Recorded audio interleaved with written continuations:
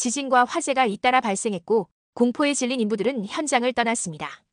철학자이자 마지막 이교도 황제 율리아누스. 그는 로마 역사상 가장 흥미롭고 논쟁적인 황제 중 한 사람입니다. 율리아누스 황제는 기독교 교육을 받았지만 마음속으로는 고대 이교를 신봉했고 황제가 된 후 피 한 방울 흘리지 않고 기독교를 무너뜨리려 한 전략가였습니다. 왜 그는 기독교를 버렸을까요? 그 답은 그의 철학적 신념과 신플라톤주의와의 만남에 있습니다. 율리아누스는 그리스 철학과 신플라톤주의에 심취한 지식인이자 스스로를 철학자라 여겼습니다. 그에게 이교 부흥은 미신이 아니라 이성과 도덕을 되살리려는 철학적 선택이었습니다. 율리아누스는 이성과 논리를 통해 진리를 탐구하는 것을 최고의 가치로 여겼습니다. 그러나 당시 기독교는 이해보다 믿음을 우선시하는 종교였습니다. 율리아누스가 의문을 품을 때마다 기독교는 이성보다 믿음을 우선하라 가르쳤습니다. 게다가 기독교는 고대 그리스 로마의 철학과 신화를 이교도의 우상 숭배라며 배척했습니다. 1000년 넘게 이어진 찬란한 고전 문화를 미신으로 치부하는 태도는 율리아누스에게 문명에 대한 모욕으로 느껴졌습니다. 어릴 적 율리아누스가 본 기독교의 현실은 더욱 충격적이었습니다. 아리우스파와 아타나시우스파가 교리를 두고 싸우며 거리에서는 폭력과 피가 난무했습니다. 사랑과 평화를 말하던 종교가 증오와 폭력으로 분열되는 모순을 보인 것입니다. 또한 교회의 고위 성직은 부와 권력의 상징이 되었습니다. 율리아누스는 신앙보다 명예와 재산을 좇는 성직자들의 모습을 보며 깊은 환멸을 느꼈습니다. 결국 그의 이교 부흥은 단순한 과거 회귀가 아니라 이성과 도덕적 순수성을 회복하려는 문화적 정치적 개혁 시도였습니다. 기독교를 무너뜨리기 위한 세 가지 전략. 율리아누스는 피와 칼이 아니라 정치와 이성을 무기로 삼았습니다. 그의 박해는 폭력이 아닌 교묘한 전략으로 이루어졌습니다. 전략 1.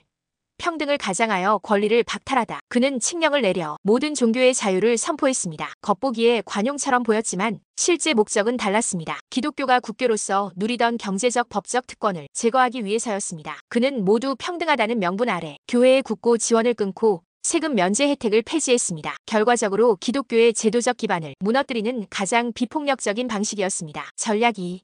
경쟁자의 무기를 빼앗다 이교 종교의 개혁. 율리아누스는 기독교의 강점을 정확히 파악했습니다. 그것은 자선활동, 조직적인 제도, 도덕적 엄격함이었습니다.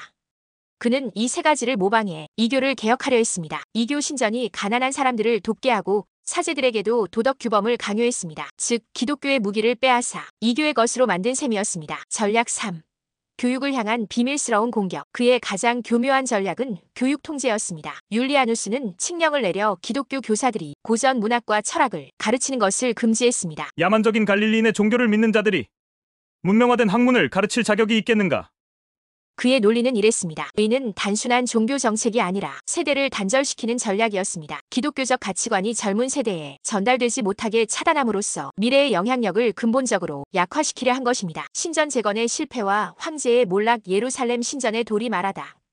율리아누스의 종교 정책 중 가장 극적인 장면은 예루살렘 신전 재건 시도였습니다. 그는 신전을 다시 세워 예수의 예언은 거짓임을 증명하려 했습니다. 그러나 공사 도중 지진과 화재가 잇따라 발생했고 공포에 질린 인부들은 현장을 떠났습니다. 공사는 결국 중단되었고 기독교인들은 이를 하나님의 개입이라 해석했습니다. 자연의 재앙은 율리아누스의 야망이 무너진 상징이 되었습니다. 혼란에 빠진 제국. 이 시기 알렉산드리아에서는 부패한 주교 게오르기우스가 교회를 사리사욕의 수단으로 이용하다 군중에게 살해당했습니다. 율리아누스는 이를 기독교 타락의 증거로 이용했지만 실상은 그의 정책이 제국 전체에 혼란을 불러일으키고 있었습니다. 결국 기독교는 더 강하게 결집했습니다. 순교의 전통은 이어졌고 신앙은 오히려 견고해졌습니다. 배교자의 최후 363년 페르시아 원정 중 율리아누스는 페르시아의 갑작스러운 공격에 갑옷도 입지 못한 채 창에 맞아 쓰러졌습니다. 그의 통치는 2년 남짓에 불과했습니다. 그의 개혁도 신전도 철학적 이상도 기독교의 거대한 흐름을 막지는 못했습니다. 역사는 그를 배교자라 불렀습니다. 그러나 오늘날의 역사가들은 그를 단순한 악인이 아닌